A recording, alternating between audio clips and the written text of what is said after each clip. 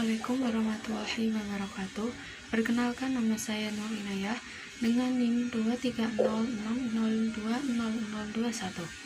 Saya di sini akan menjelaskan sedikit tentang epistemologi.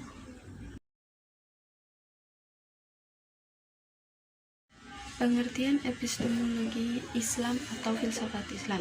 Menurut Harun Nasution, epistemologi adalah ilmu yang membahas tentang apa pengetahuan dan bagaimana memperoleh pengetahuan. Selanjutnya, menurut RBS Furdiantanto, epistemologi berarti ilmu filsafat tentang pengetahuan atau bisa disingkat dengan filsafat pengetahuan. Epistemologi bersangkutan dengan masalah-masalah yang meliputi 1. Filsafat, yaitu sebagai ilmu berusaha mencari hakikat dan kebenaran pengetahuan.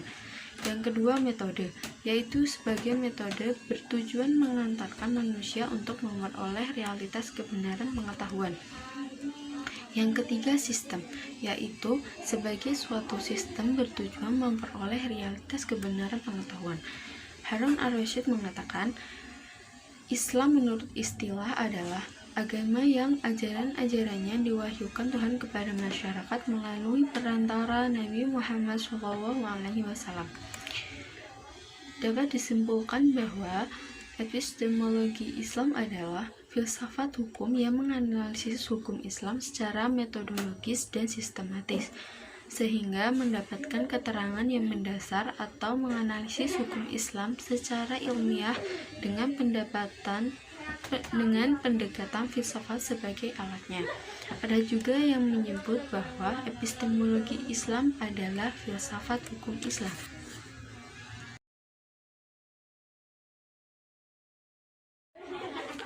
Perkembangan epistemologi Islam. Al-Asy'ari, yang seringkali disebut sebagai bapak teologi umat Islam Indonesia, dapat dikatakan sebagai salah seorang tokoh pemelaksana filsafat dengan hukum Islam. Al-Asy'ari adalah generasi kedua setelah Al-Kindi, sementara Al-Kindi yang menguasai dengan baik bahasa Yunani dan bahasa Syria. Inilah yang dikenal pengulas dan penerjemah buku filsafat Yunani ke dalam bahasa Arab, termasuk menerjemahkan buku Plotinus yang sangat terkenal, yaitu Aeneid, yang di dalamnya membahas ajaran-ajaran Plato dan Aristoteles. Pada waktu itu, filsafat dan ilmu pengetahuan di dunia Islam mulai menemukan bentuknya.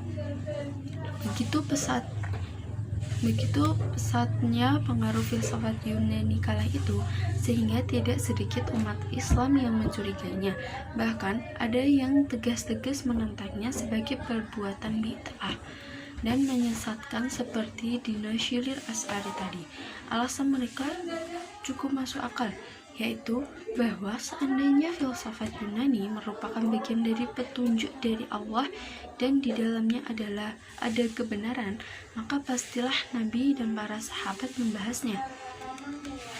Maka dari itu, untuk konteks Indonesia yang mayoritasnya menganut paham Asy'ariyah, kita sangat heran atas kurangnya, bahkan hampir tidak adanya sama sekali sambutan umat Islam terhadap filsafat dan ilmu pengetahuan modern.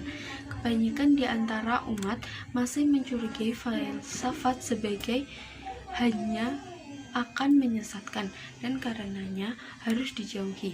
Mereka lebih senang berkutat pada kitab-kitab fikih yang ditulis untuk menjawab tantangan zamannya sekitar 1000 tahun yang lalu, sehingga sama sekali tidak terasa nilai akutulistinya sekarang. Mereka lupa bahwa filsafat dan ilmu pengetahuan modern sekarang akan sampai ke Eropa kalau bukan karena jasa para filosof dan ilmu Islam zaman dulu.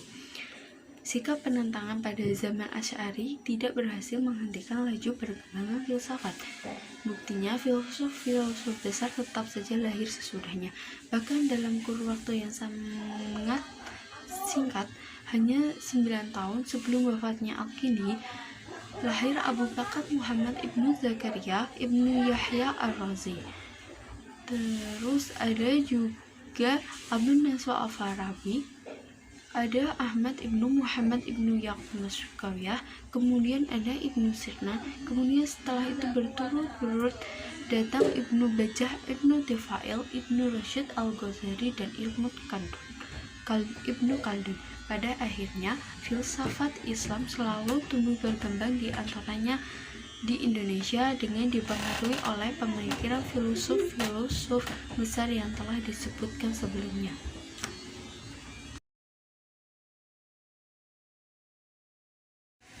Sumber hukum Islam.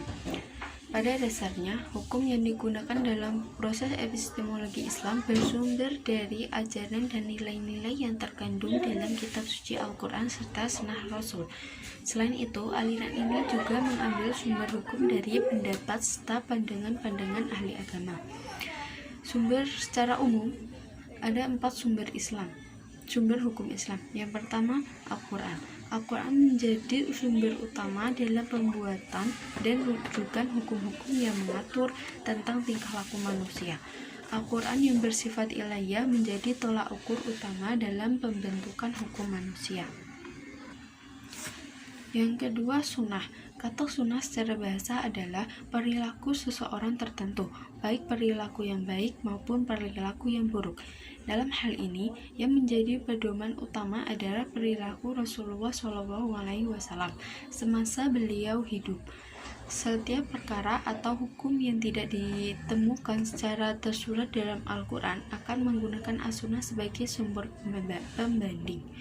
Yang ketiga, ijma. Ijma menurut istilah ushul ialah kesepakatan para mujtahid muslim memutuskan suatu masalah setelah wafatnya Rasulullah SAW terhadap hukum syar'i.